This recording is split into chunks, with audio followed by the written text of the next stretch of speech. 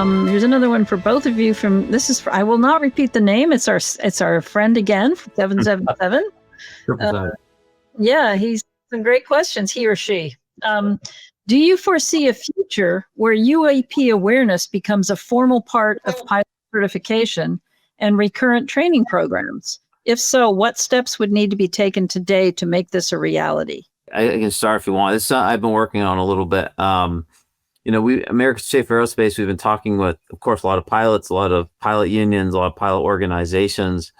We've been gathering our own research, trying to understand the issue from that perspective, and also allowing certain scientific groups to, with the permission of the pilots, understand the cases more and use that to generate papers and recommendations. And, some of those recommendations, I think, would be very well suited to be able to, those papers and recommendations can be a body of literature that we can then go to the FAA and be like, clearly this is a demonstrated safety issue. The military has claimed that. Here's the evidence.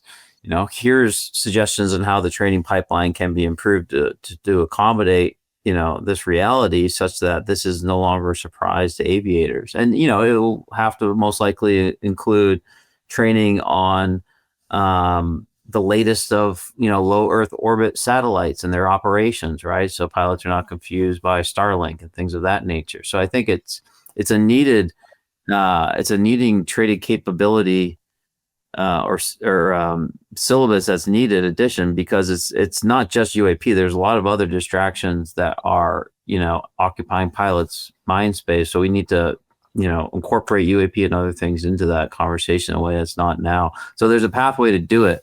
I think we just need more data and more, alignment with the pilot unions before we take that step to try to get those changed. Can I jump in with an addition here? Would take you back to the 1970s and 80s approximately, when there was a number of accidents in Denver having to do with wind shear. And at that time, the FAA didn't seem to take it as seriously as they should, as far as I'm concerned. And it required an accident or two to wake them up and to get them oriented towards requiring, in the flight simulator training area, to put their pilots through wind shear, which they did, by the way. Now, here's my point, that when dealing with UAP, we don't have incidents of passengers dying, thank God.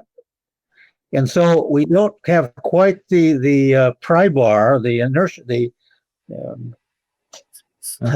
way to encourage a change at the FAA level to include a UAP encounter in a flight simulator, which is one way to go about this. That would be one approach, I think, is to include a curriculum as part of the standard training, like they do for night flying or instrument whatever, or in this case, wind shear, and to have them run through a couple scenarios, which wouldn't take very long, and what you do and what you don't do in a close encounter at altitude or wherever.